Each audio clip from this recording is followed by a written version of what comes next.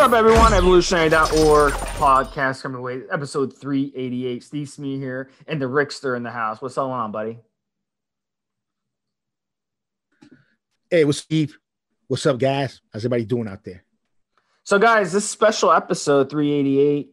This is a compound episode, but a lot of times we do the compound episodes. We like to do something a little different. So, this one's a special one, Rick. This is going to be, we're going to have part one of the Elite Fitness podcast, which is number 10, and then the part two, which would be number 11. And in this one, Rick is going to interview Dylan Gemelli, who's one of the most well-known guys out there in fitness. So Rick, take it away on this one. Tell us a little bit before we get into that. The podcast starts. What happened with that? So we do another podcast for elitefitness.com, the website, and I just do that podcast on my own. And the way I started that podcast was kind of doing like an audible of some of the articles on Elite Fitness. So Elite Fitness, there's some great articles. And unless you know what you're looking for or how to get there, you might just miss them and not see them. So I said, hey, man, it'd be great to read these articles out to people and add my own commentary to some of these great articles that are on Elite Fitness about these compounds. So I decided to run with it, did that. And so I did about 8 episodes of the Elite Fitness podcast where I'm just going over different compounds and reading different articles from the Elite Fitness websites about some of from the Elite Fitness website, about some of the steroids people want to know about. And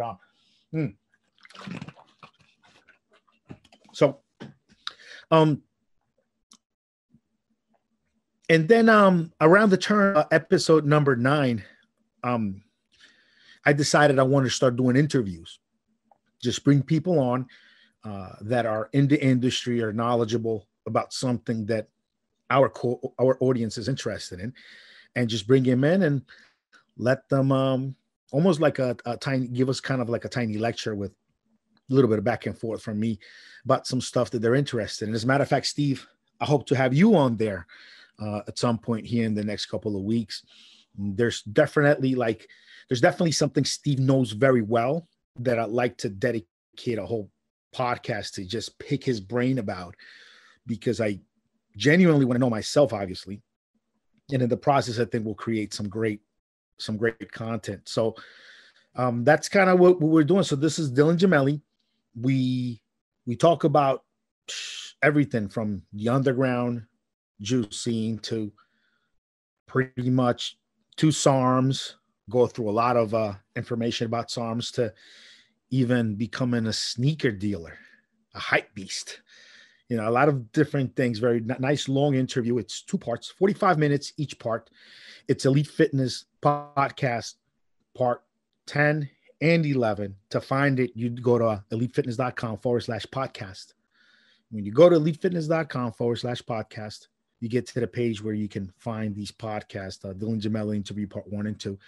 If you have ever used SARMs or will ever use them again or want to use them, if you've ever bought anything, any kind of PEDs in the underground, if you've ever just dabbled, if you've been in this lifestyle for any length of time, you're definitely going to enjoy this interview. So episode 388 is going to be the first part of the Dylan Gemelli interview.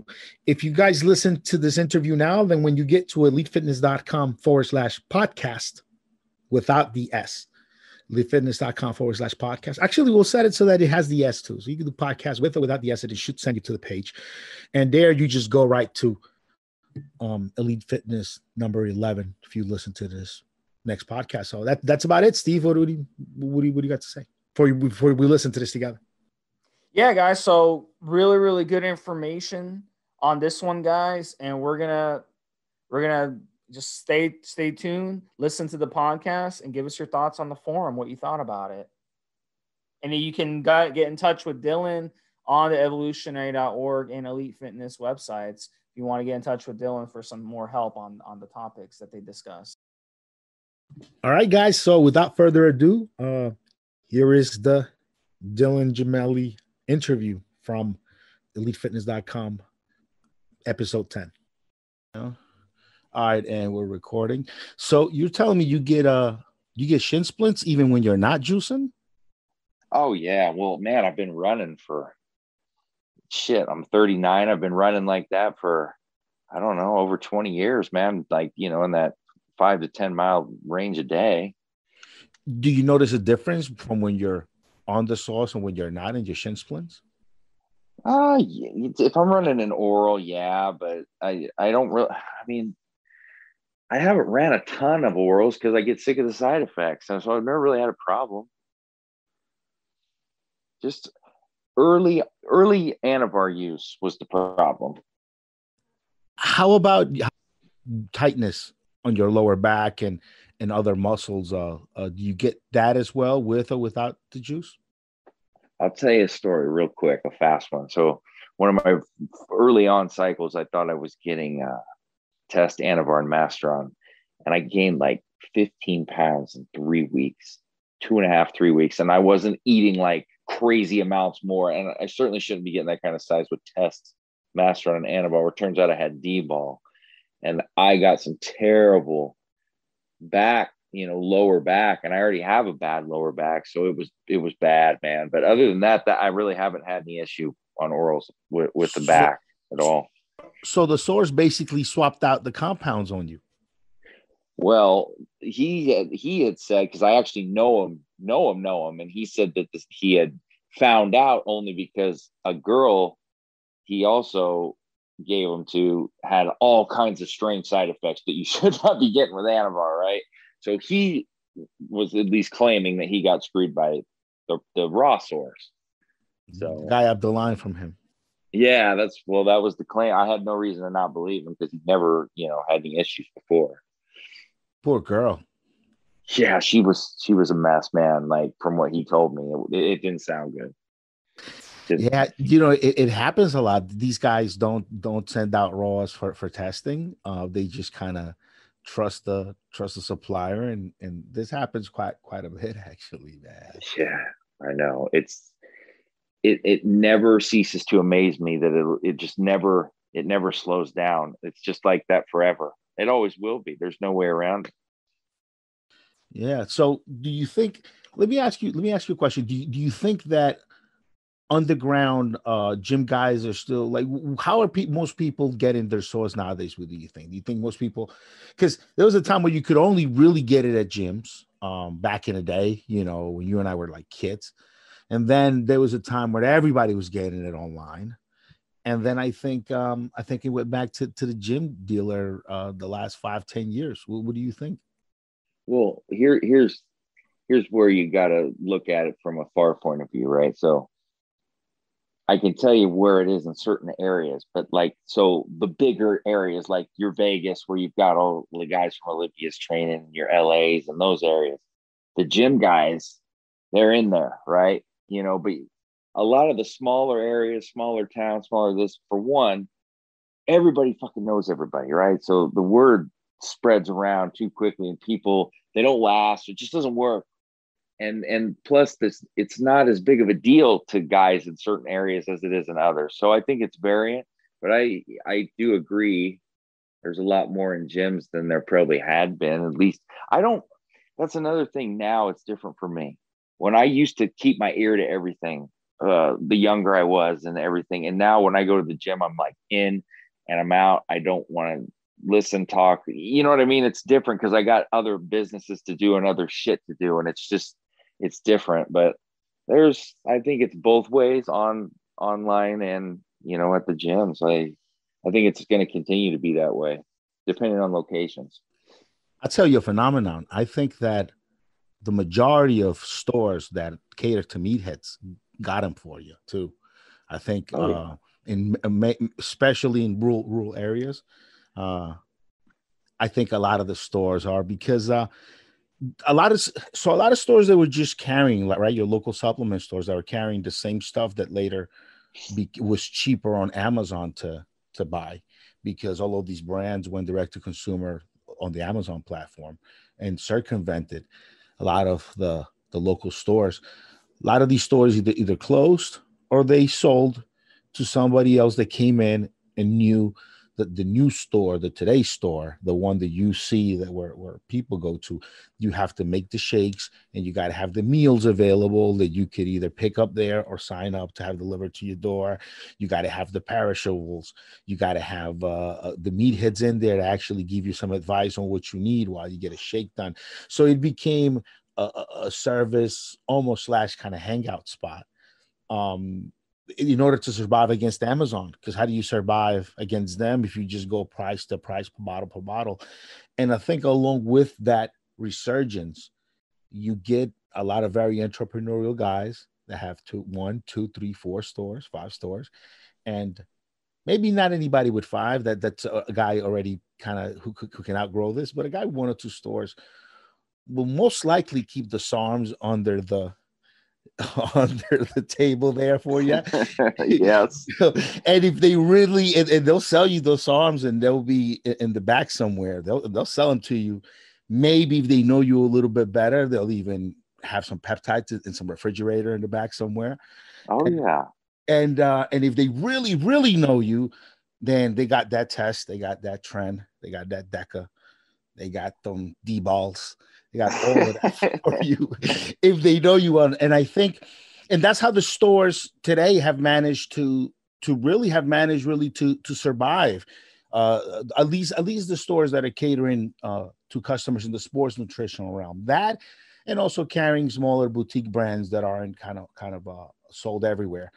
But nowadays, I think the stores are came back big too, man, everywhere, in this, especially the small towns. Don't you think? Oh shit, yeah, definitely. Man, you know how many people just write me online and tell me, "Oh, I got SARMs at my local supplement shop," and my response is always the same, dude. You can't buy, like what the. My question is, and always will be, only because I've seen it so many times where they buy shit there and the results just don't make sense. Okay. It doesn't make sense to tell me you gained 20 and 25 pounds on SARMs. I'm sorry. I don't care how much I like them. Okay. I'll always at least be honest about it. You're not taking that. And it, damn well when it happened. You remember when all the pro hormones got banned. And this is a story that a lot of people don't want to tell. 2014, they all got banned. Yes. I remember because, well, you remember. And at that time, a lot of people were stuck with hundreds of thousands, some people millions of dollars of raw sitting there. What are they going to do? What are you going to do? You can't eat that. You can't eat that loss. So a lot of them all of a sudden switch to SARMs, right? And then they start at least spiking the pills or flat ass just throwing the whole entire thing in pro hormone in there. And it started to, this is how SARMs got a bad name because they never did before, ever. And granted, they weren't as mainstream, but a lot of the things you'll read that were published, oh, well, they can have this effect, and no, they can't. But it was flooded with so many different things, and people don't know what they're taking, and you're getting people giving weird results, weird side effects. It doesn't make any sort of sense. Well, the answer is, I just told you, the pro hormone ban is what caused that. And, it is what it is. A lot of places just either are too sloppy and don't test their stuff when it comes in. They don't care about their prestige and what they're trying to bring to the table, to the market, even if it is a black underground market, a gray, whatever you were involved in. A lot of people just don't have, like we're talking about, the juice dealer, who got bad raws.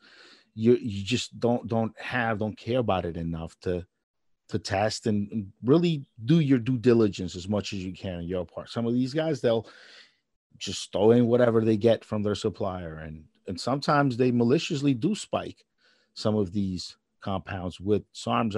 We see that a lot. Guys reporting side effects that they shouldn't be getting from them. No, it happens far too often. And hey, look, it doesn't always have to be that, oh, the source is doing this or doing that.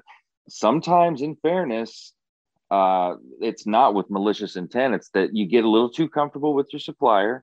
You get a little too comfortable and have too good of a relationship, and you let your guard down, and then they get you because something's happening on their end. because a lot of these people that you're getting the raws from, they're making them right on site. They're in the factories, they're making them right there on site. And so you don't know. I mean, you don't know. They can send you whatever the hell test report they want. So you get these one-page printouts that are in Chinese or whatever the language. You don't know what the fuck you're reading or you know what I mean? I mean, I could make that for you in 5 minutes easily. No chain of custody either. That paper means nothing because you don't know. You don't know if the scoop, the gram that was used to test for this here report, you don't know if that scoop came from that brick over there. So you don't really fucking right, man. You don't know where that fucking scoop came from. So just because they give you a report, it means nothing. When the stuff comes in, if you're serious about running your thing, doing your outfit, you test your shit, and if you're really crafty, you put it online somewhere, let people know that you actually do test your batches and show the batch reports. At least if they're up there, people at least know you're doing something. And dude, a lot of these guys don't. A lot of these guys cowboy it out and have issues. And so I wanted to ask you some stuff about SARMS, because you know a lot more about it than I do. Now, we've gone through this before. We'll go through it again in the podcast. So some of these aren't really technically SARMs because they have no interaction with the androgen receptor.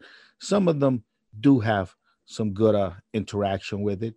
Out of all of the ones out there, which one do you think is the strongest? Somebody listening and want to know, well, okay, which one can I use that'll give me the closest effect to, say, taking one of the weaker anabolics like anavar, Winstrol? Which one would get me the closest to that, or do I need to stack them to get something comparable to that? Well, and I do get that question a ton about the stacking. Do I have to stack? And my answer is always no. You don't have to, but you don't have to do anything, right? You don't have to do anything that you don't want to do, but most of them will give you nice results by themselves, 100%. But if you want to really get the most out of them, you stack them, at least 2 of them.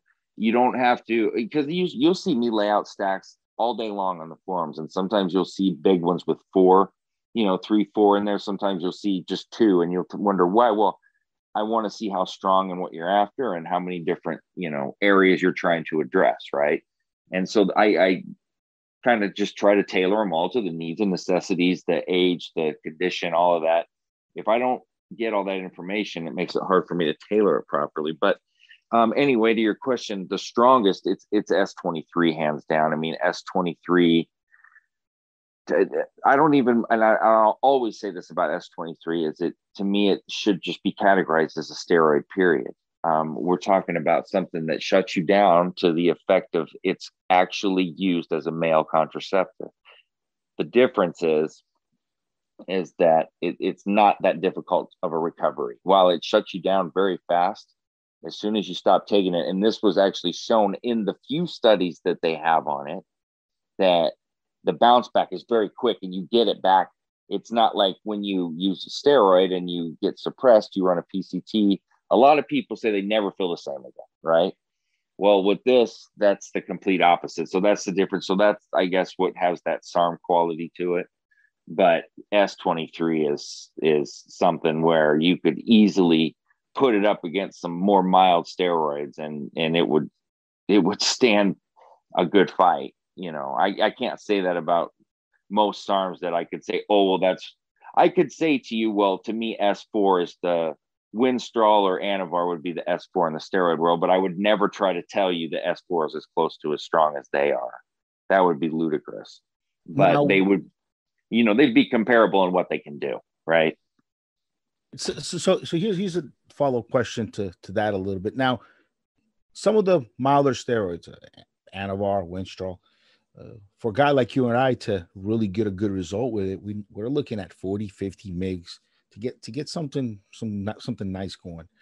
Yeah. When you have a female, she can do it depending on how it goes, obviously, but if she's not competing or anything crazy, she can do as little as 5 milligrams and look good off of it.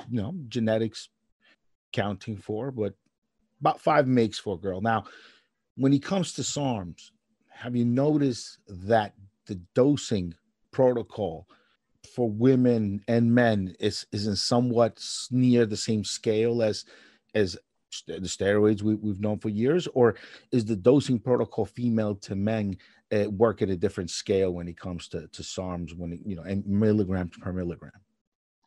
So like the dosing you just gave for men, I totally agree with that dosing, 40, 50, 60 for anavar and Winstrol both, right? And I think we've always pretty much been exact on where we figured that. And for the woman, easily 5 milligrams of anavar. So there's a pretty wide gap there. I mean, it's pretty damn wide. But with SARMs, for most, it's damn near identical. Now, there's a couple that I've seen, well, the woman doesn't need that much, so why give it to her if she's going to get the same result? Because the chance of side effects higher at a certain dose. Like, there's a couple that I always tell the woman, start off at half or just run it at half. That's your LGD, your RAD 140, MK 677. Even though MK is not really side effect or heavy or anything, and really none of them are. But there's just certain things that I've noticed and witnessed consistently that females have a little bit of trouble with. MK2866, very, very mild, but some of them, when they go a little bit higher, because one of the side effects for a female is an enlarged clitoris, and some of them have, their menstrual could be thrown off, and I've seen it often, and I have told them scale it back, but they're a lot closer than you could do with generally any steroid, pretty much. So yeah, it's a lot easier for women to dose similar to men. That's very interesting, isn't it? How the dosing scale is way different. That just goes to show you how different they are. So, best fat burner out of them all, and if you had to do a best fat burning stack. So, we're going into summer as of the day that this podcast is going to be published, and a lot of people are there wondering, well, if I go pick some up, what would be the best? Let's say they want to just try one. I'm just try one, see how I feel on it. And then if I feel good, I'm going to go and drop a whole stack. What's good fat burning stack protocol that one could get on to make some good progress in the next couple of months here with summer just right around the corner?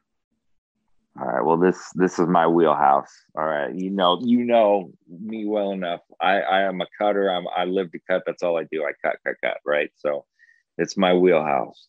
GW 501 516 will always be my answer unless something new comes out sometime or whatever. And it probably will, but this isn't, to me, it will always be GW. It's no brainer. It's, people like SR 9009, and that's fine. I do too, but it's not, I'm sorry, GW hands down. It does so much for you. I will always have that at the top of my list. Now, granted, it caters more to what I want being a long distance runner, but that for sure, hands down, I don't feel there's even anything that can compete with it in the SARMS world. As far as the stacks, you're always going to have GW in there. Obviously, you're always going to have SR 9009. Those are, if you want to cut, that's your starting point, is those two. Then it's how aggressive do we want to go? The next step would be to add S4. That trio right there is one you'll see me often recommend to somebody that's a little bit newer to this, or like a female or somebody I'm just trying to take it a little easier on, but still get big results. If we want to go more like an advanced cutting stack, you add RAD 140 into there. What's funny, you'll find that as time's gone on now and more people have had RAD, used it, experienced it, and you'll find search terms, right? RAD 140 is being searched more than any other SARM. Now, GW is always going to be the top seller. It's always what people are going to go to first. And you already know why, because I said how much stronger it is than anything in the fat burning area for a multitude of reasons. And we can go into that when we'll just talk about GW sometime. But the RAD 140 does so much. I mean, it is like a Swiss Army knife of everything. People don't talk about the endurance you get from it, how good you feel on it, the fat loss you get on it, yet you still get strong, you still get size. I mean, it's a MK2866 was the one I always said was the most versatile, but now to me, it's the second most versatile after seeing the capabilities RAD really has. It's that good. The one thing about MK is the healing, and RAD doesn't have that. And for a lot of people, rightfully so, you know, that's a draw to MK. And it's not like you can't stack them both. You're just getting into 5-6 SARMs then on that stack, and it's kind of unnecessary. But that 4-piece I just gave you, that's an advanced ultra cutting stack, and that's the one I like to see people on that are comfortable with that and have more experience. All right, so run by it real quickly again. What are the 4 that one would stack, and then I'll ask you some questions specific. Yeah, you'd go GW 501-516, SR 9009, S4, and RAD 140. All right, great. So let me ask you this: out of that stack, which one is helping you maintain your muscle mass as you shed the fat? Which one is helping you kind of cover that angle of the cutting stack?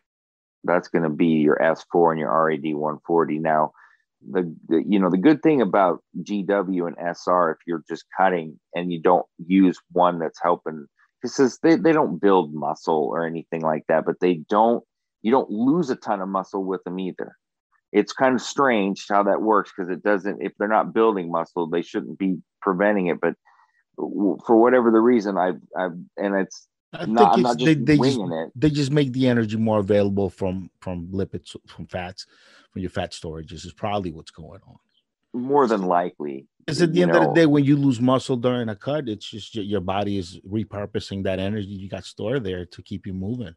But if you got something in you like GW that's basically burning fat, then you'll have more energy and to spare. And plus, you're most likely than not, if you're using GW, you're hitting the gym, you're hitting some weights, so you're giving your muscles that signal to cause that response. That might be a reason in theory. What do you think? Well, yeah, and that's a good point, and I'm going to piggyback off that. One of the things that I've always said about GW is it's the enhancer for your performance enhancer. And some people, that aren't super quick or whatever, they go, "What the fuck's he talking?" It enhances what you're already taking as an enhancer. So what my point is that it allows you to always do more, even on another performance enhancer where you think you're kind of maxed out. It just gets more out of it, because building your VO2 max, allowing you to continue to go longer and harder. Of course, it's indirectly helping you to build more muscle by allowing you to do more, right? So maximum use will help to get maximum output, will get maximum results. So that's one of the things, just like you just brought up about it. So yeah, definitely, 100%. So, and obviously your fat burners in the stack would be GW and SR, right? Oh yeah. Now, you're the right guy to ask. Some people have and always do compare GW to SR. Your opinion, how are they similar and different? What sets them apart, or in your particular case, what would make you prefer one or the other for some kind of usage scenario? I think the first one you're gonna always get is the talk about the bioavailability of SR 9009, and we can go back and forth on it to the point of exhaustion. And you can tell I already don't want to do it because I've done it so many times. But that can get into your head, all right. And there's also different opinions on how to use it and dose it. I went through them all. My belief, and I don't, people disagree, and some totally agree, is that it has to be taken every 2 to 3 hours. The half-life is extremely short and taken daily. Some people just say use it when you're about to do something. I don't prefer that.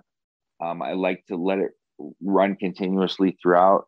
You can do it however you damn well please. I'm not here to tell you my way is the only way.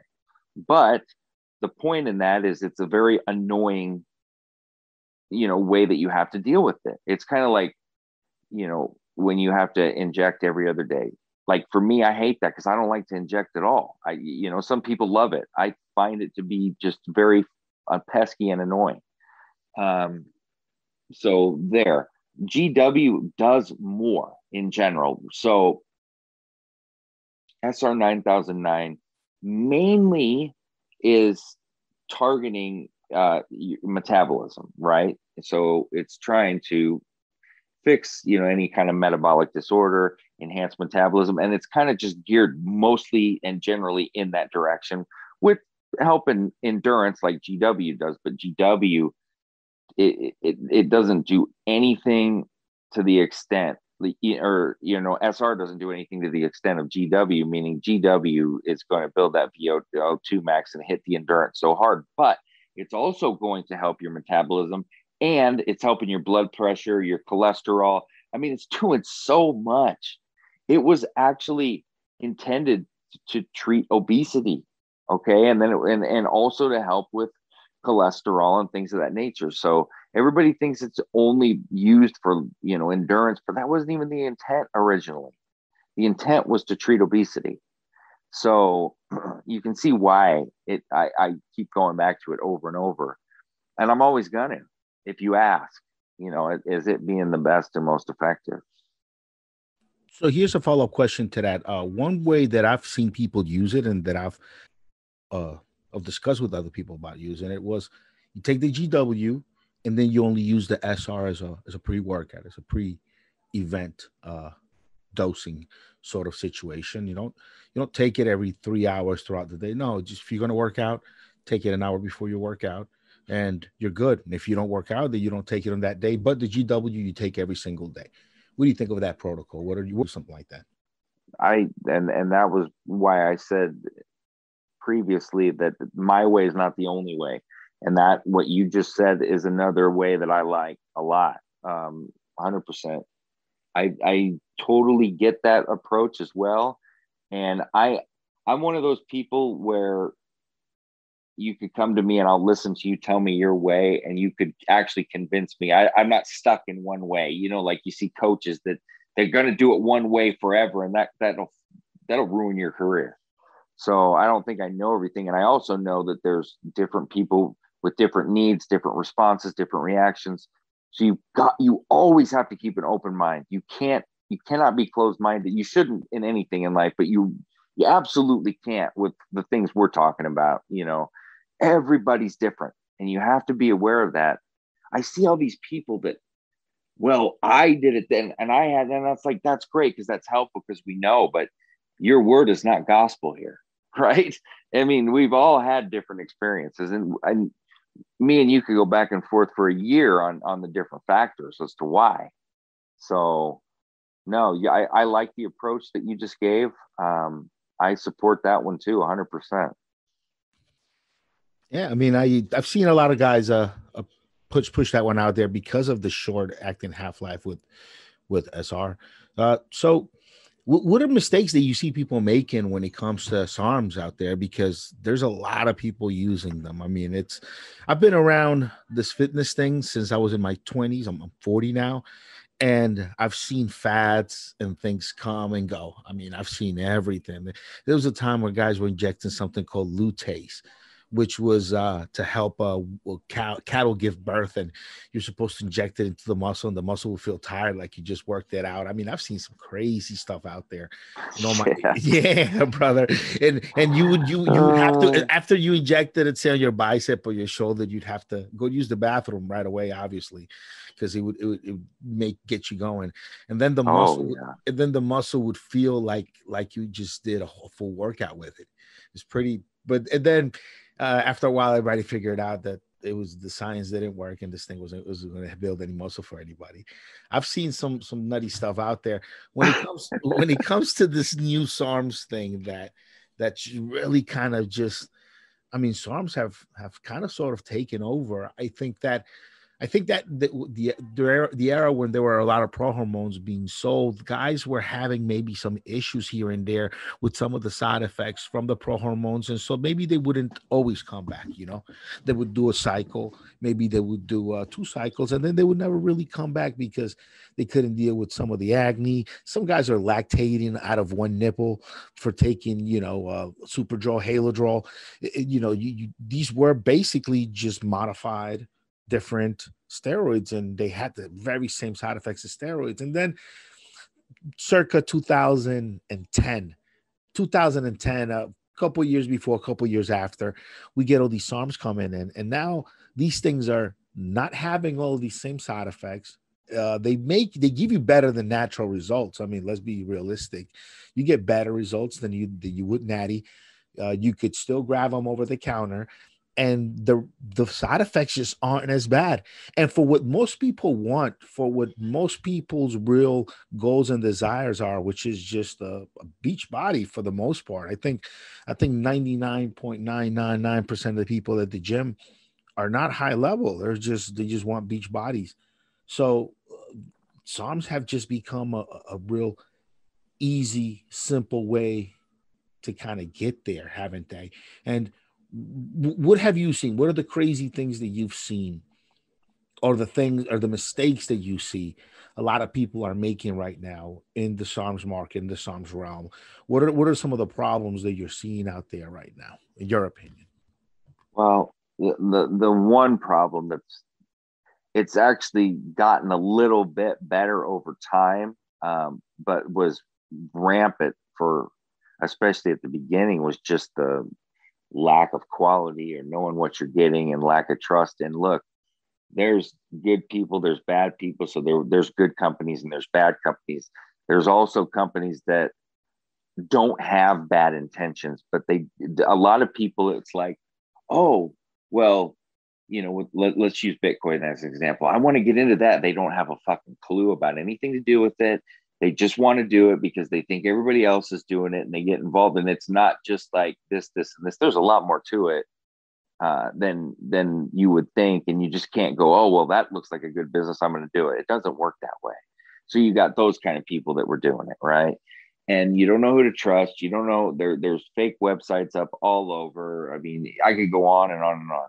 So the point is that a lot of times still there's a quality issue. And then here's one of the major flaws we're going to always run into is people don't do any blood work. So if you're not doing any blood work, pre-cycle, mid-cycle, post-cycle, you're not going to know what's causing what, how far into it, because all this data is important, right? If you're telling me you've got this certain side effect after 2 to 3 weeks, then I can go, okay, it's probably related to this. This is probably what you're taking, da, da, da, da. If you don't give me anything to work with and you just show me a fucked up blood panel at midway through and have nothing previously or later on at the end, we're going to have a hell of a time guessing on what caused it.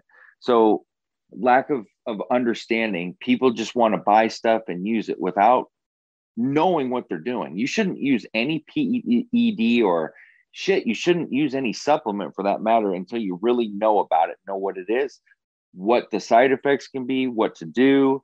I mean, it should be common sense, but it's not. And that's part of the reason these things all get such a bad name, because of people misusing and just basically being flat ass careless. I mean, I'll never understand that, but there's certain things that are better just left be. Another thing is, and you know this, Rick, because we're always going to see this, people getting greedy, wanting to run it too long, wanting to run it too high. Well, if I got this kind of result at 25, why can't I go to 50? Why can't I go to 75? That type of person. People that run it too short and then say it's not any good, or they run it too low and they don't know what they're doing. People running 4-week cycles and then saying, oh, SARMs don't work, this and that. It's like, brother, you didn't even get to the peak. I mean, so there's a variety of things that I see daily. All you can do is try to help people, make videos, put out content, and hope that they search it out and read it and find it. You can't do anything other than that. You know, it was real easy to feel some bad side effects from the pro hormones, the old ones, the ones that got banned Oh yeah, in 2014. shit. So if you were fucking things up and you weren't kind of doing things right, you were overdoing it, you were mixing too many things together, you were being an asshole, you were drinking, I mean, you would fucking know it. Those pro hormones will make you feel like shit. With SARMs, I think people because they don't really give you a lot of side effects that you can feel right away. I think a lot of people misuse them because they don't understand, like, hey, this internally could be I'm running it too high. What could it be doing to me internally? I feel fine externally, and I think that is a big difference between the new SARMs guys that are using SARMs compared to the pro hormone guys. And I compare those two because, you know, it's sort of the same kind of market for bodybuilders, just that better than natural product that you can still go to your local store and buy, right? So yeah, so it's just that better than natural product. And I think part of the abuse comes from that, man. They're just too forgiving with people that are idiots. And even then, I still see people having terrible side effects and reporting really, really bad side effects from abusing the SARMs. Too long, too much, too many mixed together, and still eating like shit. You know, cholesterol, salt, you know, high salt, cholesterol, sugars, all kinds of things, because they're just using the drugs and not even really managing their diet properly, which is where it should all start, right? Well, yeah. I mean, you know how it is, right? Everybody wants something for nothing. And that's not just with what they buy. They want something to do all the work for them. Nothing that you take, steroids, whatever, is going to do all the work for you. It's just not possible. It's just, that's a whole nother story, right? But I was going to ask you a question. How many guys over all of these years that you know will tell you, oh, I enjoy the side effects when I'm taking a steroid? Like, who enjoys side effects? Absolutely no. I think the only side effect some guys enjoy from taking steroids, the only one, is you shoot blanks and you can't get a chick pregnant. Besides that, I don't think there's any other side effect that anybody likes, dude. No, and I'm sure you've experienced this many times when you're on cycle. If the cycle is if you're getting too much on the side effect side, and you easily can with things that even aren't that strong. You can easily be miserable on dbol. You can easily be miserable with tren, obviously. Deca, you can be miserable with. I mean, you can be miserable with any of them. The point is, if you're miserable, what's the point in the cycle? You're not going to get anywhere. You're not going to make any progress if you can't work out, you know? So, and I've seen so many guys that tell me, well, they've got this going on, this going on, this going on. And I'm wondering, well, how the hell, because your recovery is already going to be bad, you know, with that kind of side effect. And if you're working out like shit, one of the most painful fucking cycles I ever ran, and this was early on when I would run a pro hormone, was Ultradrol, which was basically Superdrol, and Trenazone. And that was a popular combo back then. Was it Ananias Labs? I think something like that. It was a popular combo.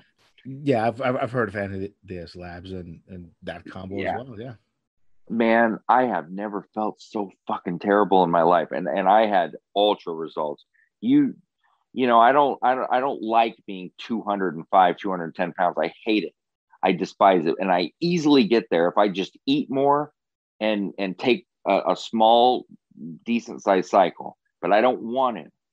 And I was like 210, not even trying to be.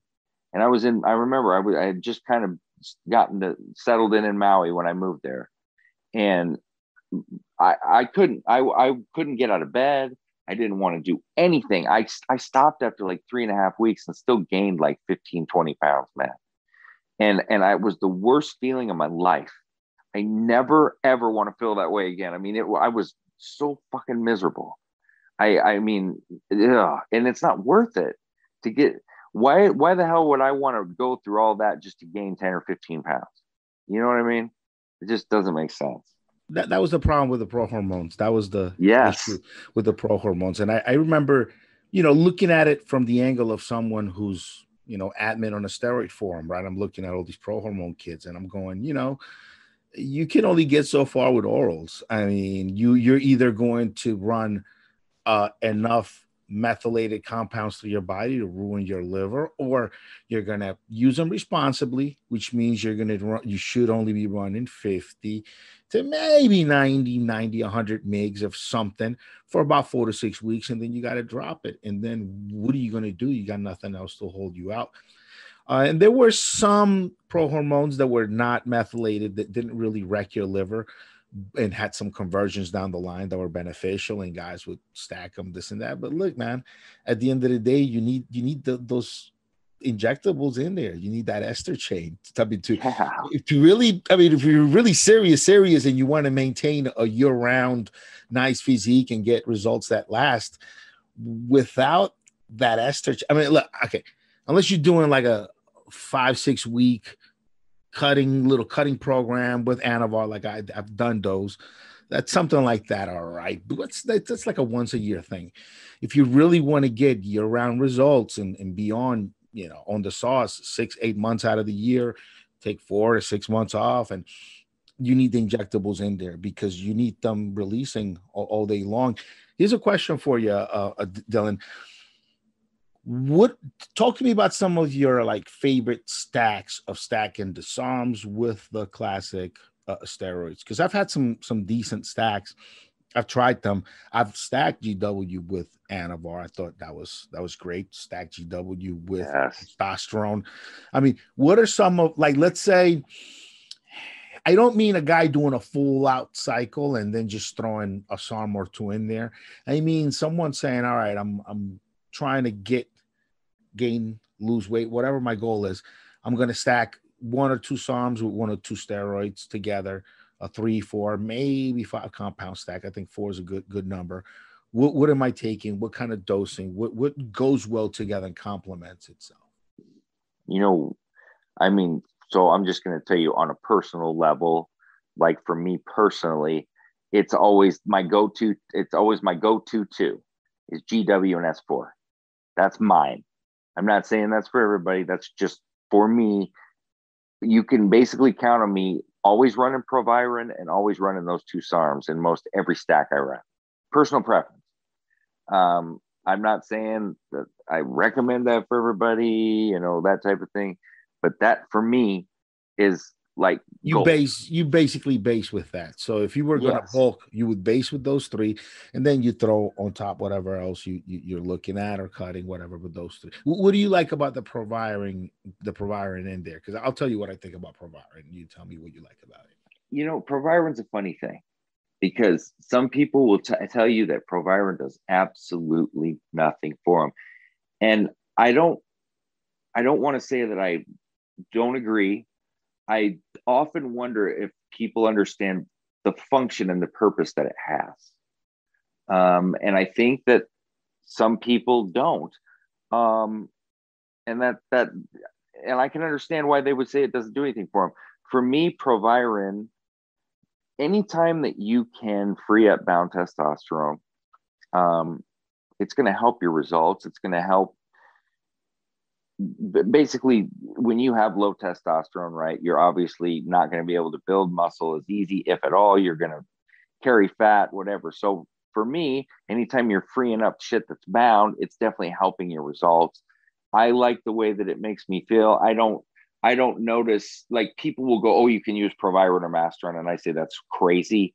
I don't think Proviron makes you look like Masteron at all. I think it has those qualities. Some people want to tell you it can be an AI. I don't like that either. I definitely think it could make you use less of one. But I like it. I always have. You just have to have a realistic expectation on what it is and what it does. And if you don't understand that, you're probably going to be disappointed. So, I know some guys, some of the old school guys, which I would consider you a vet in that regard, would use something like Proviron more as a hormone stabilizer, where they kind of know their hormones. Maybe my prolactin tends to kick up a little bit too much, and Proviron will keep that in check. And And actually, is that maybe one of the reasons you like it? You feel like though maybe it's keeping your prolactin down a little bit. You see a difference there? I'm always just aware of stuff like that. I don't even know if I necessarily even have the problem, but because You're aware of it. I'm estrogen prone. I had surgery, and that was from pre-existing. It wasn't from any sort of steroid use. That was all pre-existing. My dad had the same shit. It just kind of ran on his side. So I'm always really aware, and I'm always maybe overly cautious with people, but I always feel like you don't want to have that problem because it does take a toll on you mentally. It's not the physical, it's the mental, and you don't even realize it. So I'm reading through the lines here. So I hear you saying that you take Proviron almost every cycle so that the steroids don't mess with your dick. That's what you're saying. Essentially, yes. That's a good way of putting it. Yeah, that's I get it. The simple way. That's a simple way. Yes. So a lot of guys, a lot of dudes. As soon as things just shift off a little bit, problems come right away. Some of us, we don't have too many problems unless we, too much DECA, too much trend. Then you start to see some problems. But almost anything I do will be beneficial. But I know exactly what you're saying, man. I talk to a lot of guys, work with a lot of dudes that are just like, man, I shot some tests or some anavar. I'm feeling weird. I'm not feeling it. I'm like, dude, you should be feeling good right now. But yeah, a hormone stabilizer. A lot of vets I've noticed will like Proviron. They'll add it in, and it's just that therapeutic, that extra little help to make sure that the lifestyle stays good. Bro, okay. Everybody's got their side effects that bother them the most, right? Everybody's got their own. Yep. I refuse of all the shit, and I don't know what it is because I'm not like this guy with big pride and shit. And my wife, she'll know if I'm doing anything and if there's a possibility. But that feeling of no interest or whatever, I can't handle that shit. I'm sorry, I just can't. That one is like the side effect that I never want to deal with. Some guys don't give a shit. Honestly, they don't. I don't want to have that fucking problem. It's too mental on me. It's not. Some guys don't even like their wives anymore. I mean, right? No shit. I mean, I don't live in that world. You know what I mean? So right. I mean, everybody lives in their own little thing. My world's probably a little different. So yeah, absolutely. Yeah, no, it's something I also keep in mind quite a bit. I keep that I keep it in mind a lot, man. I'm sure you do. Because, in my situation, I'm actually, I'm single. I have girls that go out here and there. So when the day comes, I gotta be ready for the show. They're if I don't perform, I might not. This is not a dress rehearsal. Like I might not get another shot here, right? It's not like, hey, we gave it a shot. We'll just come back tomorrow. We'll try later tonight. No, it's like, she's leaving. It's a fact. The hotel coin is running out. So you gotta, you don't know when it could happen, right? You could just be minding your business on Saturday night, and then you get this text, and next thing you know, you're asked to perform, like you're on call. So absolutely, man, definitely never, ever, ever any problems with it. I think I use the herbals a lot. I got my product line, HC Generate, N2 Generate. I've used that quite a bit. I think I'm probably on HC Generate now about nowadays about 8 to 10 months out of the year. I give myself time off. I just think you got to take like a month every few months where you just are doing absolutely nothing. Like nothing. Yeah. Like even if you drink coffee, just get off of that shit too. Just take absolutely fucking nothing. So I force myself through it. But yeah, man, for the most part is it does ruin with your head when your PP is not reliable. When your wee-wee's not reliable, like you can't just rely on it. Like you can't back on it. Especially with these women, you let your mouth write checks, your dick can't cash. It's just not a good. It's a bad thing, man. It's a bad thing, bro. And And so you got to, you know, and my situation, I'm actually, I'm probably on HC Generate now about 9 days So you have you have a wife, you're married. Does she notice, because we get a lot of married guy questions, does she notice what's going on with your cycle? Is she giving you feedback about what's going on with your cycle? Because you said she'll know when you're doing something, because I'm sure it changes everything from the way you smell to the way your body feels to the way your fucking skin looks in the morning. You know, how much can your partner tell about what you're taking? And is there a difference between when you're taking SARMs or steroids? What's more noticeable on you? Oh, I mean, first of all, I mean, she's going to notice every little difference or change, you know, right. She just knows everything when it comes to that. So she definitely knows. See, like I said, I don't really run much of anything anymore, but I can tell you plenty from, you know, before. God bless her. I mean, she's had to deal with some shit, you know, because I remember the first time I ran Halo and she asked me if I'd never do that again, which I didn't. That was a one-time deal because I was such a fucking, like, not like violent or anything like that, but like so quick to, like, on edge, I guess was what I mean. Like, motherfucker. You were just quick to, yeah, not take shit. Like, I'd take every little thing you said, like, what the fuck you know, that type of shit. I am not that way. So that one was no good. Now, the first time I ran Tren, I got greedy. And I mean, I got greedy as fuck. And I went so high. And I mean, I've never had anything hit me emotionally like that. And I wasn't mean. I wasn't bad. I was like down, like not myself, depressed, like shit that just is not something you would associate with me. You could say a lot of things about me, but not depressed. Then another time, and we had just moved to Seattle because, you know, we had been in Maui and Vegas. We didn't have like cold winters or anything. Well, I took Tren over the winter and I'd never had night sweats before. And for whatever reason, same dose, pro. And I think that was the cycle I ran Tren, like 12 or 14 weeks, just something insanely stupid. And my bed used to be such a fucking disaster, and she just dealt with it, you know, like didn't give me a hard time, anything. And then I remember the very, very, very, very first SARM cycle I ran. I think it was 2012, 2011, 12. Anyway, I got so veiny and shredded that time, especially, and it was probably because it was the first time I ran. I mean, it was S4 and MK2866. Because, you know, back then, that's all there was. Yeah, it's only about 2-3 SARMs when they first came out. That's it. Yes, those two and MK677, but nobody carried it. And that was it. And then GW came out next, and then LGD came out, and then then you know what happened.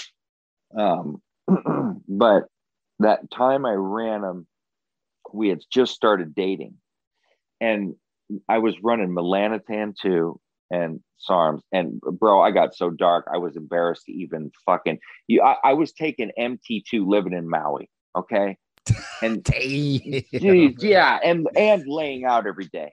You don't understand. I looked dumb, okay, just dumb. How long did it take your skin to go back to normal? I mean, after you 10 days. I know. I remember it was 10 days. I know exactly. I was embarrassed as fuck. Like, it was that bad, man. I can only imagine.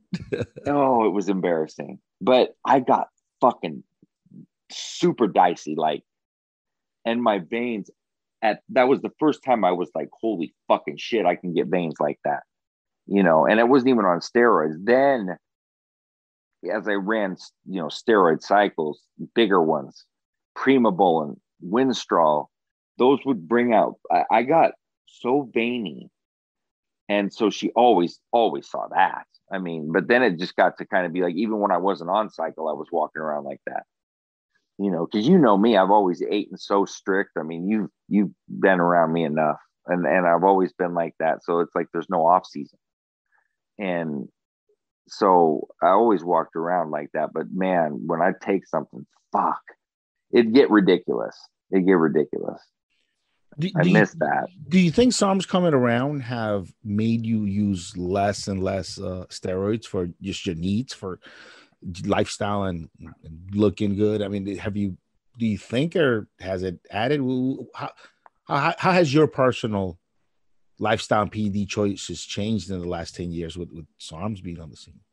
Well, and I think part of the reason why I got drawn to them so much is it's more who I am. Like, okay, I love talking steroids. I love coaching steroids. I love teaching them. You name it. You know, I've done those videos. When I do them, you can tell I enjoy it, and that's why I do it. But let's be realistic with who I am. I'm not a fucking bodybuilder. I never have been. I've never wanted to be. I've never cared to be. Never claimed to be. I was a 4-sport athlete. And when I got injured enough to where I lost my scholarship, I was a model, but I was a fashion model, not a sports model. So I'm not a guy that walks around big. I don't want to walk around big. I want to look, you know, my look. It's like on a cycle 185, maybe, you know, right around there. I don't 180, 185, nothing huge, but just fucking diced to the fucking max, and not like pussy ass diced where anybody could get that 6-pack. I mean, rock hard with veins, that kind of 6-pack. The other one don't count, not in my book, you know. So I know you're referring to my 6-pack. All I'm saying is I think keeping a 6-pack year round, man, is an accomplishment for us. It's just a reminder to stay on the grind. I know if I'm doing the right things or if I'm falling off by the way my 6-pack looks in the morning. Absolutely. And the more mornings I smile, look in the mirror and flex it, and looks good, big smile. And if it starts to kind of fade or look a little bit weird, you know, that look, you're like, all right, I need to get my shit together. So that's a good motivating factor. Yeah, absolutely. Go on. I just don't like the guys that, you know, are 130 pounds and call it a 6-pack. That don't count. That just doesn't count. You know, now you got to have some arms and some shoulders. Like you got to have something going. You don't got to be Mr. Olympia by any means, because I certainly haven't been, but you know the kind of look I'm telling you I like on me. It's like you gotta look like you lift fucking weights and have a 6-pack. Yeah. Not just look like you starve and have a 6-pack. No, that don't count, man. Lack of food don't count. No. Yeah, no, fuck that. You gotta look like you eat it enough. That's right. That's exactly. That's the look. That's the look, bro. Shit. No, and you know what sucks for me? So like 3-4 years ago, and ever since, I had a hernia surgery, and I had 2 removed because I had one for shit since I was 18, and I think I had the surgery when I was 36. So that's a long time, and I got another one that had to come out, so I just said do them both. So when I flex now in my stomach, it doesn't flex. I don't know how to explain it, but because of the multiple surgeries and I had them tie inside instead of putting mesh in there, it just doesn't flex right when I flex. So it's a fucked up looking 6-pack now. I used to have a perfect looking one, and now I have it's mental to me because I can't flex it right, you know, because of that surgery. How long ago did you have the surgery, you said? It's been about 3.5, 4 years. So this is more recent than the pictures I've seen. Yeah. So I mean, it's still there. I mean, I'm one of those people that sees things that don't exist half the time, but I'm telling you, it's not the same, and I can't flex right because of that. But I had to get it removed. There's nothing I could do about it. So one thing I've noticed, bro, is throughout the years now that I'm 40, your skin just starts to behave differently. It doesn't reel back. It doesn't go back so quickly. I had tennis elbow for months, just chronic, nasty, couldn't work out. And I'm back now. And now that I'm back, I realize that it takes you longer to get back on once you fall off, once you hit our age group. And also your skin just starts fucking with you a little bit. It doesn't want to go back as quickly as it usually does. And then you end up having to fast more and to go harder. But I think that's probably one of the biggest changes I've noticed, dude, is my skin around my abdomen and arms everywhere. It behaves different now than it used to. You lose some of that elasticity. It just doesn't always look like plastic. It starts to look like something different. No. No, it does not, man. I mean, why do you think I've been getting Botox for so fucking long? I don't. It sucks. It sucks, man. But what are you gonna do? All you can do is try to delay things as long as you can, and that is by continuing to work out. But and this has been very hard for me, and I'm sure it was for you. You have to know as you get a little bit older, you've got to take things in stride a little bit more. You can't. I used to always go work out if I was sick. I don't do that anymore. I don't. I used to, try to go an hour extra or lift 5 and 6 days a week. I don't do that anymore because you're just going to get injured and you're not going to be able to work out at all, or it's going to be detrimental. You just got to know and go with your limitations. Otherwise, you're just not going to lift at all, or you're not going to run at all, or, none of it. Here's a good question to lead from that. Which SARM do you think is the best one for healing injuries? And let's say you have a muscle injury, which is just a tear, or you have something more serious around the tendons or ligaments, connective tissue. Which SARM is the better one for these? So you're always going to go to two right off the jump, MK677 and MK2866, right? And then my question is to the person I'm making the recommendation to, do you have a short-term injury or like a tendonitis or something? Do you have a long-term injury, torn ACL, torn ligaments, torn meniscus, things of that nature that are going to take a little bit longer to heal? Because MK677 takes a while to get going, but it's going to be the closest thing to HGH that you're going to find aside from real HGH. So my ideal for anybody with an injury is you stack them both, you cycle the 2866, stay on the 677 because you're going to want to stay on it. I see a lot of people telling people to just run it 12 weeks, run it 3 months. That's fine. I'm not going to argue with that because you're still going to get something out of it. But if you want to get maximum results, you're going to run it a good 6 months to a year, just like you do HGH. Studies go back to the 90s on 677 and 2866, and you can see when IGF levels have gone up the most, and they've done year-long studies, and they've done 6 months, and the years were always the maximum results. But you don't have to do that to get results either. But my ideal is take those two, cycle your 2866, keep running the 677, and then you take your 4 weeks off, and then you can cycle your 2866 again. And after you run your mini PCT, and you stayed on 677 the whole time. So that would be the way. Just to give people the names on those, that is Asterin, and what is the other one? And Nutribol, right? Yep. Asterin and Nutribol. Okay. So the Asterin works directly on the affected tissue. Nutribol works by promoting the secretion of growth hormone, and the growth hormone, the additional secretion of it, is what actually heals the injuries. Would I be correct, or am I pissing outside the pot here? No. I mean, there's really not much more to it than that. I mean, you're right on the money with it. Does S4? Do you think? Do you consider S? Because S4. I mean, look, I've when I trained MMA and I took S4. I mean, dude, I was able to come back day after day after day and just keep doing it over and over again. Is it healing injuries as well, or is it just doing something else to give you that stamina? Because my body even didn't feel as beat up, as worn down while I was at S4. S4, I've said this time and time again, and a lot of times people don't understand how strong S4 is. Like, I will argue all day long that S4 will make you stronger than any other SARM. You may want to argue S23 with me on that.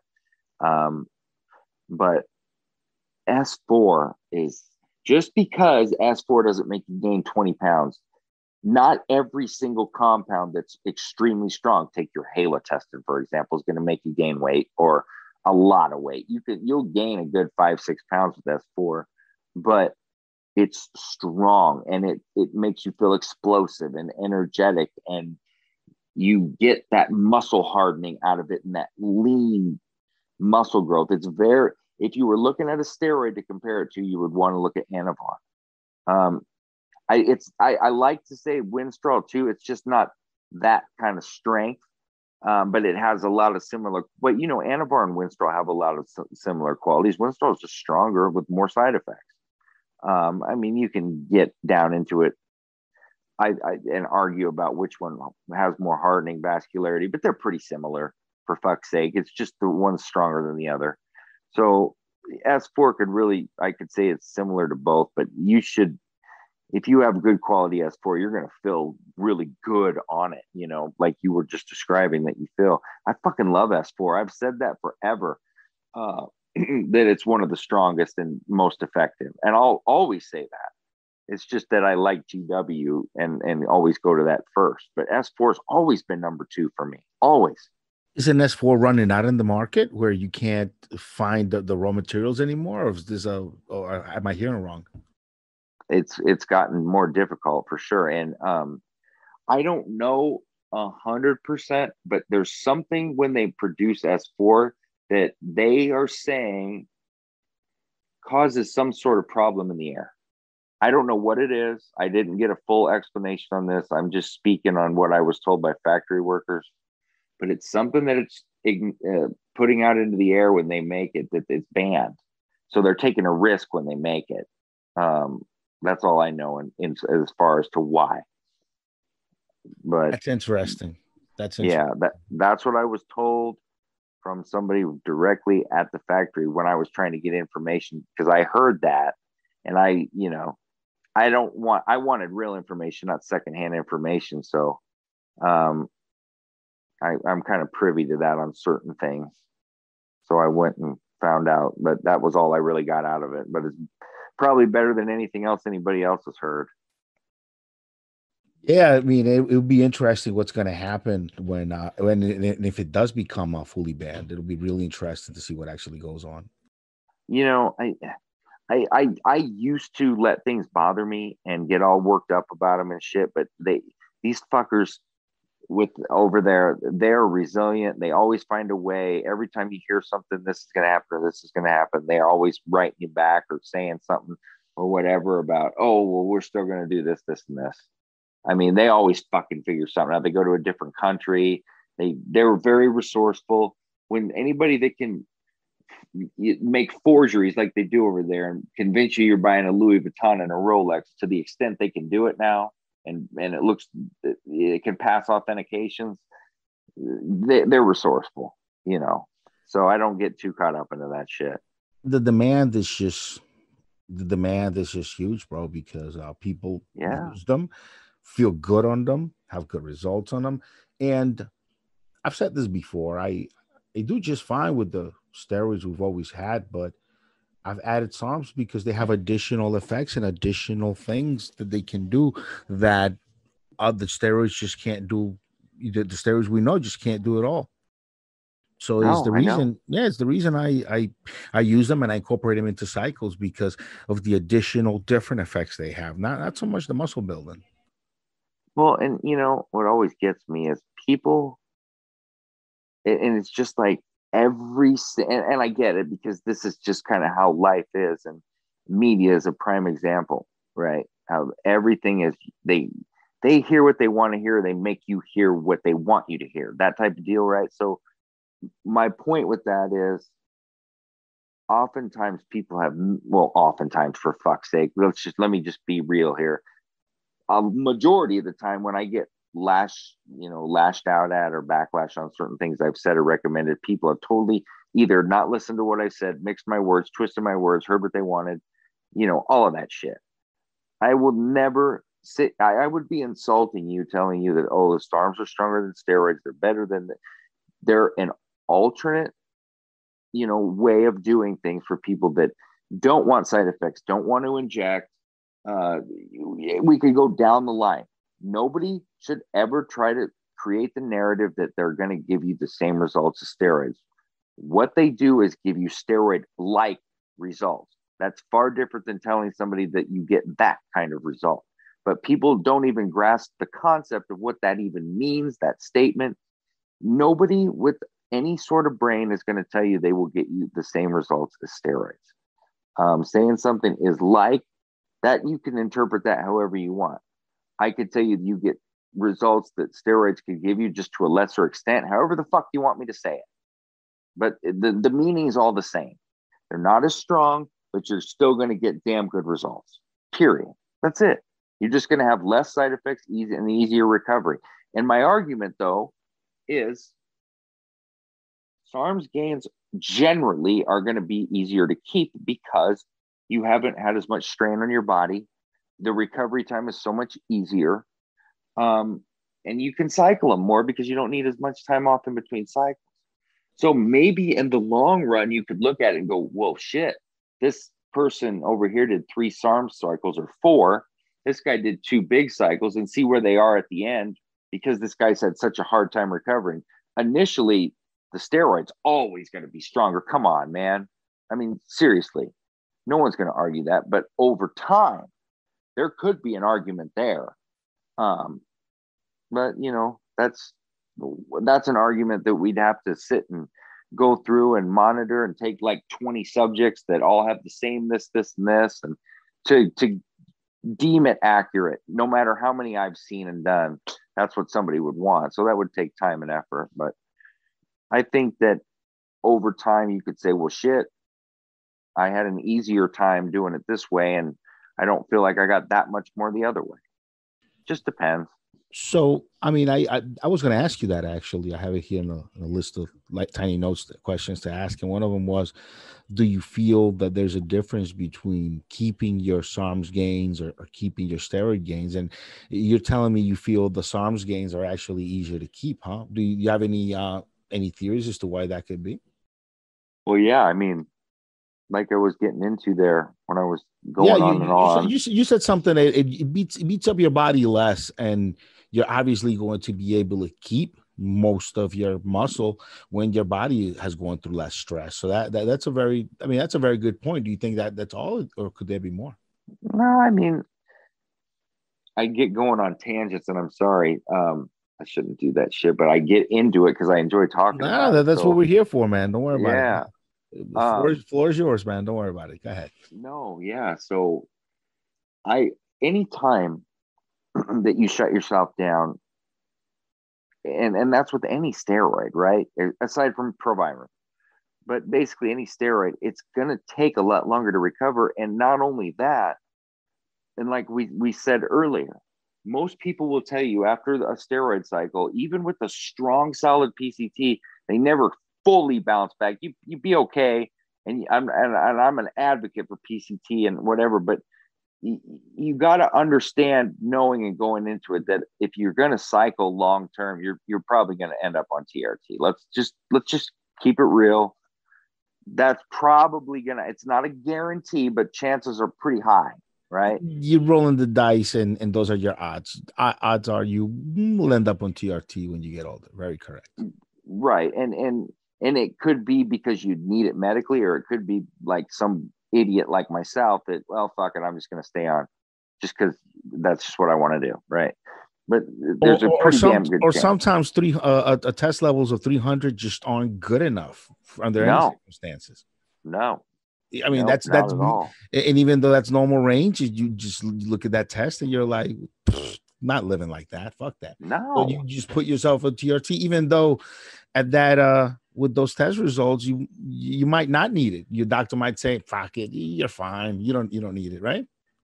Yeah. And that's just it, man. There's so many different scenarios and things, and you might just expect that as a man aging anyway. I mean, you got to be aware of it, at least, that it's possible, right? I mean, there's certain things women have to be aware of and certain things men as they get older. And one for a man that's extremely important for quality of life is your fucking testosterone level. So you got to be aware and know.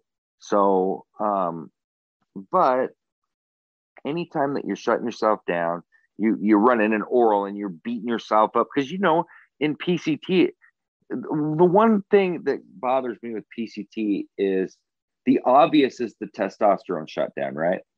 But people forget about the other aspects of PCT that are important. Cortisol going up, which is likely going to happen. That can fucking ruin your cycle. You know, all the toxicity that you've built up, even without an oral steroid, steroids can still hurt your cholesterol. They can still hurt your blood pressure. Maybe not liver. near the, yes, not to the extent of the toxic oral, but come on, man. It still hurts you internally.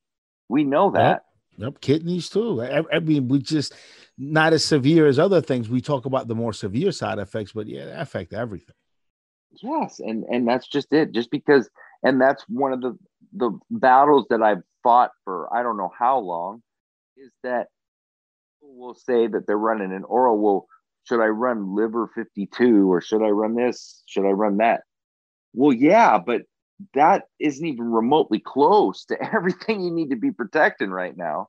I mean, your blood pressure, it's hard to say which is the most important, right? But to not even acknowledge blood pressure, you know what I mean? That scares the shit out of me. Not addressing kidneys, which you know are going to get hit. I mean, you got to protect all your internals, and then in PCT, you got to start addressing that, right? So, and you also don't want any sort of estrogen in PCT. So there's a lot of shit that people don't address, and they think, oh, well, they're trying to beef up PCT. I don't need all that shit. Well, okay, I just ran you down all the reasons why you do fucking need it. You know what I mean? I don't. That's one of those arguments where it shouldn't be an argument, in my view. I don't know, but no, people want to take 4 or 5 PEDs, compounds in their cycle, and then only need to take 1 or 2 drugs for PCT and be fine. And it kind of doesn't work that way, man. No, jeez, gosh damn, no, it doesn't. And I hate that. You know how long we've been fighting that battle, and it's always going to be a battle. Man. One of the things that one of the aspects, man, I'll tell you here today. I don't know if I've ever put it into words quite like this, but one of the aspects about our flow, our industry, you know, the guys we deal with, the one thing that makes me kind of sad sometimes is when I see Bob doing 5, 6 different kinds of PEDs, you know, everything under the sun, and he's just showing up at the office every day looking brolic. And Bob doesn't compete. Bob doesn't do shit with it. Been married to the same lady for 15, 20 years. God bless them. But these guys to just kind of look good and have a desk job, they are taking everything under the sun. It's almost like a hobby going out of control. I think if everybody had very clear expectations of what they wanted from their physique and their performance, and then did proper research and, you know, then got on the forums, asked questions, I think a lot of guys could get to where they really want to get to using less compounds and hurting their body less. But a lot of guys just overdo it, man. I've seen some cycles out there where I'm like looking at this and I'm thinking like, when are you competing, dude? Like this is very intricate. And the guy will message me back, say, I'm not competing. I'm just want to get back to the weight that I was 3 years ago. And I'm just some of it just seems a little bit excessive. And that's I like everybody we deal with. I like helping everybody out. I like our guys are good peoples. The only thing that does get a little bit sad and annoying to see is people abusing shit completely unnecessarily. No need. No, I've said this a long time, and I've been called names and shit about, oh, I'm too conservative, this or that, but a little bit goes a long way. You know what I mean? And hey, I've ran bigger cycles. I'm not going to, I will always sit here and tell you where I made a mistake, where I was wrong. You know, I don't care. I don't have a pride thing where I can't admit wrong. It's just not necessary. It's really not. I can tell you right now, I've ran cycles with 4, 5, 6 compounds. Stupid cycles I would never recommend. Just a hypocrite, just a fucking hypocrite. But I did it. Okay, I man up to it. And I'm telling you, one of my favorite cycles ever was just test Primo and Anavar. Just test Primo, Anavar, and that MK2866 and S4 cycle I told you about. That's one of my favorites. I'll never forget that. Two fucking of the lightest SARMs you can run. I'll never forget it. So yeah. I'm telling you, it's all about the lifestyle. It's kind of we get a lot of guys that come in really pumped up after having let go and not showing up to the gym and not watch what they ate for years. They just suddenly want to get back and they want to do everything. And now it's just a lifestyle. We sprinkle the drugs on top of the lifestyle a little bit here and there and enhance it. But at the end of the day, we're going to be out running. We're going to be in the gym. I'm going to be in the dojo. We're going to be doing something, whether we're taking anything or not, whether we're looking good or not. It's just something you need. You've made part of what makes you happy. And a lot of guys miss that point and miss that out.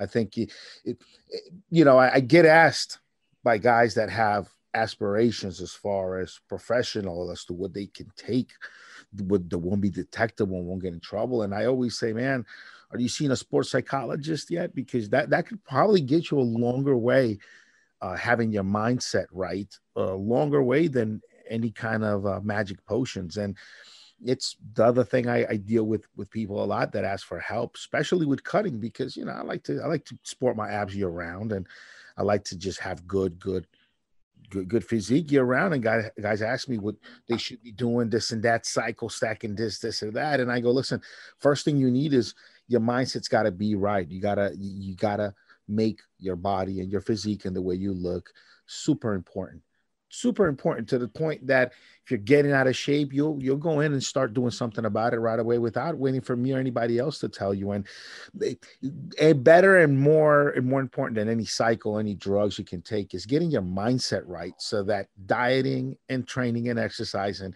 becomes something you do naturally, something you enjoy doing, something that becomes a part of you. And at the end of the day, I think that's the big part that most guys miss. And it's the part that, like, I don't know if it comes easy to you or I know I don't know if it ever came real easy to me. I just get up and do it. But it's the part that kind of guys like you or I, we've been in this thing since we were kids, training. Then later on, the drugs came around and we're doing drugs. And it's just something we've wanted to do. And I run across a lot of guys that are more worried about researching their cycle than actually really getting their inside, their heart, their mind in the right place to just make a lifestyle out of this, and just sprinkle like Salt Bay. You just sprinkle the drugs on top of an already good lifestyle that's been good and consistent for years. You sprinkle a little bit of drugs, and now you got something magical. You got something going on. But these guys that hit you up with these huge cycles after having been fat for years or being out of shape, it's no bueno. I don't like talking to guys like that, to be honest. No, and you've seen my responses over the years. You already know how I feel about that. So I don't think there's any confusion, and most people know that they shouldn't. There's always people that don't know me or don't know about me, but the guys that have been around me know not to even fucking ask me that type of thing, because I've tried to grow more patient the older I've gotten, because certain things resonate with you a little bit more. But man, my patience is very fucking low on that topic right there. Yeah, I know one of the videos that you've made that I remember I enjoyed quite a bit was the video telling people, like, hey, don't use steroids if you're fat. Don't come and ask me about using steroids if you're 26% body fat. Like, you're not ready for it yet. And no. I say that a lot too. If you're in the 20s body fat, you got some core lifestyle issues to deal with before you even think about steroids. Well, that's just it. And people get fucking mad. It's like, look, dude, I'm not going to tell you what you want to hear. I will never. You ask my wife, I don't even tell her what she wants to hear, but she loves me for it. I always tell her, if you don't tell me, I don't know. If I'm doing something fucking annoying, just tell me. I'm not one of those pussies that's going to get all hurt over it. I won't even think twice. I get mad if you don't tell me something, right? But all these motherfuckers, they want to live with rainbows and unicorns every day, and that's not life.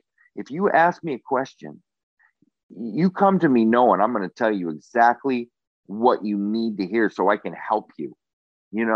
Don't come to me if you want somebody to be a yes man or tell you what you want to hear. I'm like the last fucking guy on the planet Earth you want to, come to for that. Because I feel like if you're coming to me and you trust me to ask me, I got to go out of my way to give you the best information.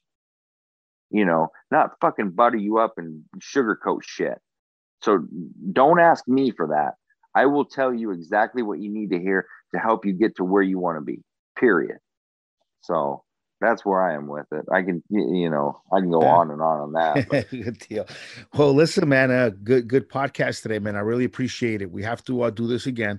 I'll have some. Yeah. As the weeks go on, I'll jot down some more questions and try to have you back in a couple of weeks so I can pick your brain some more. Hey, man, listen. Great podcast today. Thank you for coming out. Let's do some plugs. Where can people find you if they wanna see some of your content? They want to get in touch. Throw some URLs out there, some places, or some search terms people need to be putting in on YouTube and stuff to find you. Yeah. So we're trying to build the YouTube channel back up for the 800th time, but people are finding it now. You can just look up Dylan Gemelli, or you can type in PE Fitness. Either one's going to pop up, so you can find us there. You can find me on the forums. I'm on evolutionary.org. I'm on isarms.com. I'm on elitefitness.com and anabolics.com, and also elitefitness.com/videos.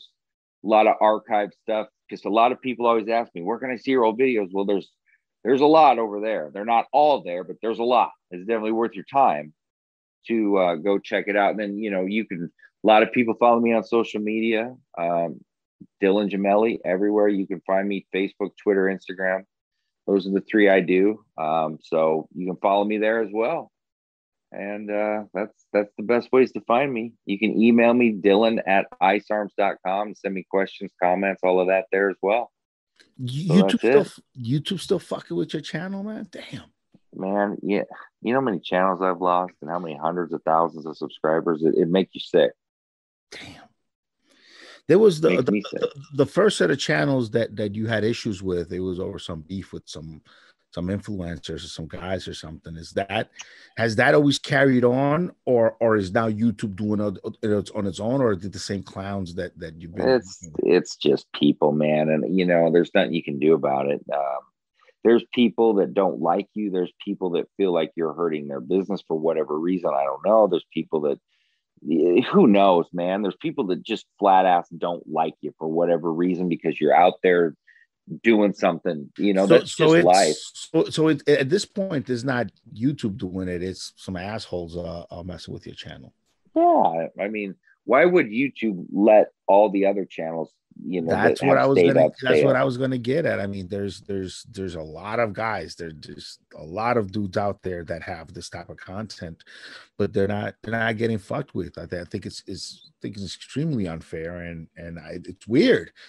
It's weird because you see a lot of these channels. So I thought maybe from the original issue with these guys you had the issue with that, then YouTube kind of knows you from that and blah blah blah. But it seems like it's just been an ongoing thing, huh? It's terrible. I try to mind my own fucking business as much as I can too, and especially now, bro. Like you kind of know how I've gotten now over the years. I don't get into any of that stuff. I'm there for a purpose. My purpose is not to get involved in pissing matches and arguments and this and this and, oh, you don't agree with me, well, fuck you, I'm going to ban you, that type of shit. Kind of how I used to be. I just don't want it. I'm not too old, but I'm just in a different place now, man. Because I have my own gym.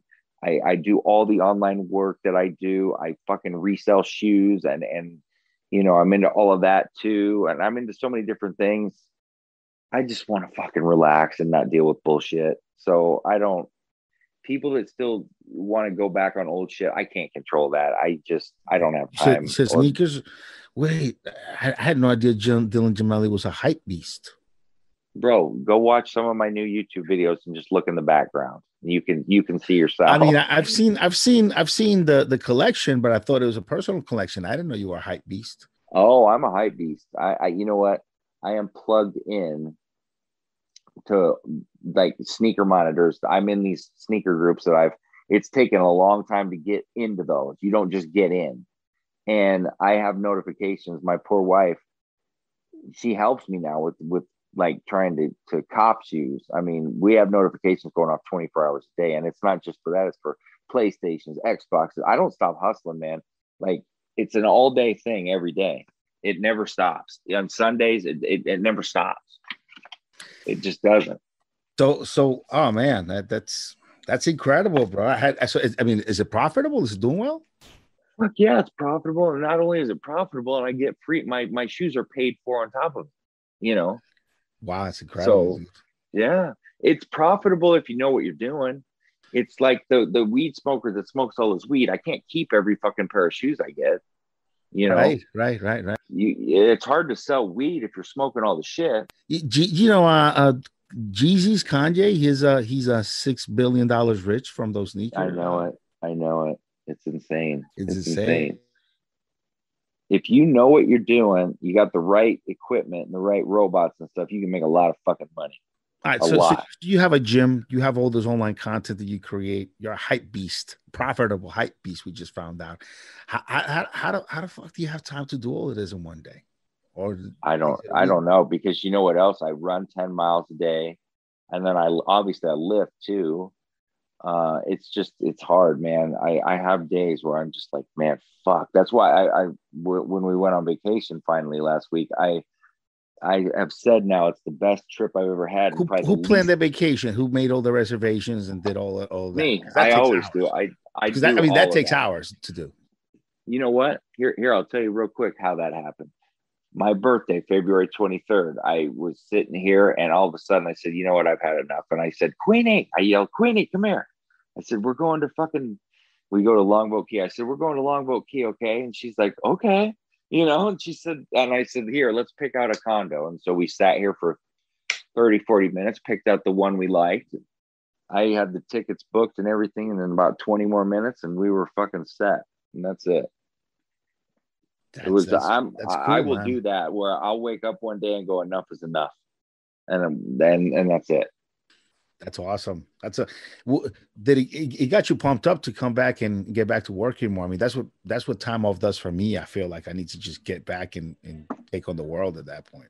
Makes you feel a little guilty. I think when you take time off and you're not doing anything, it makes you feel a little guilty.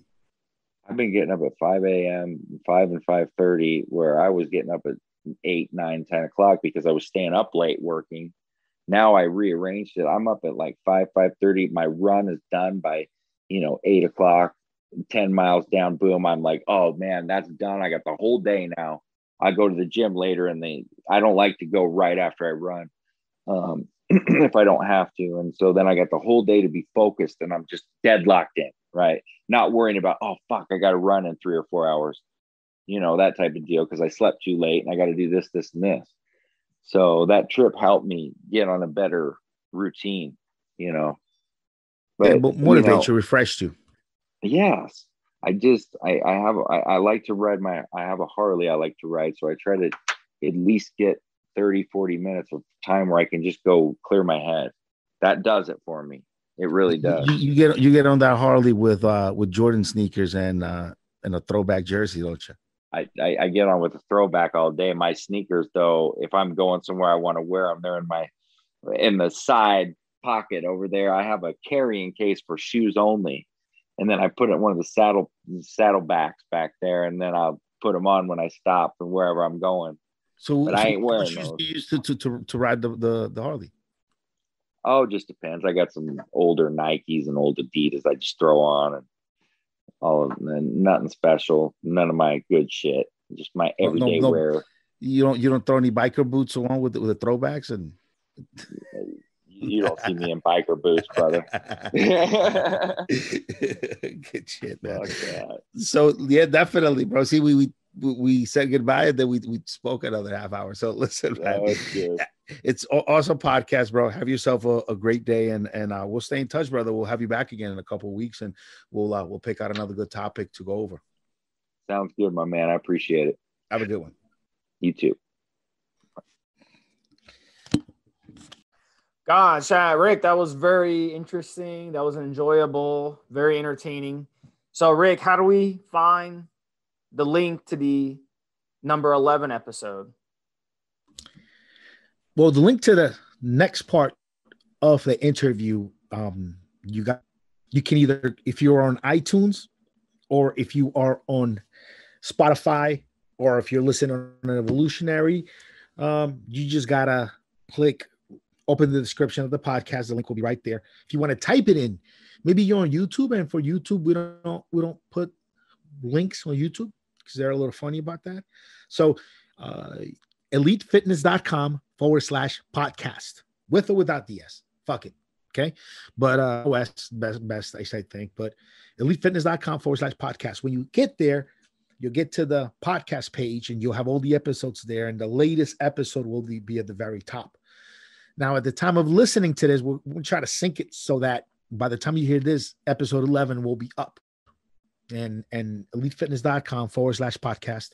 Episode 11 is the one you want to listen to. Now, if you listen to this podcast while you're binging and it's been, months and months and months, and the Elite Fitness episode might be all the way in the back somewhere, I'm going to try to set this episode up for you on this link. Just be ready. elitefitness.com/podcast 11. I'm going to try that.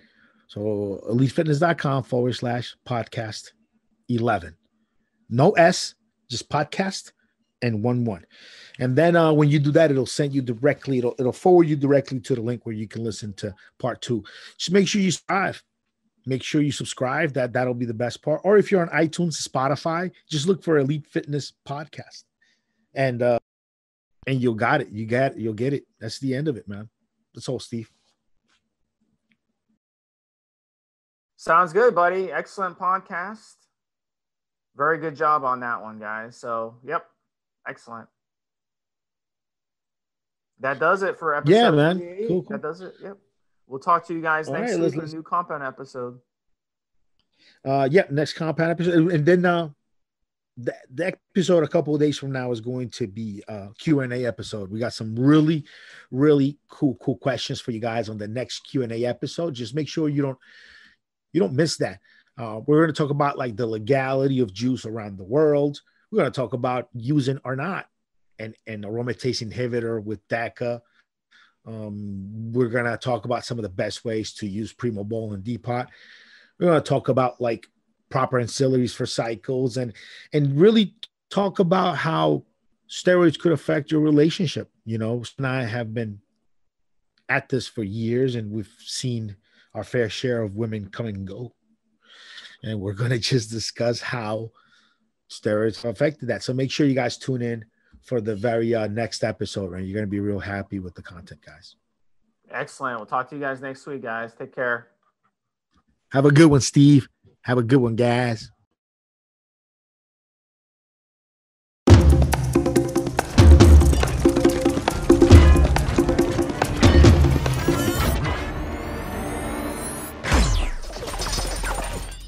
Guys, this is the required legal disclaimer. We are only sharing our experience from years of steroid use. We are not doctors, and none of what we say should be regarded as medical advice. Always check with your doctor before taking any drugs or starting any training program.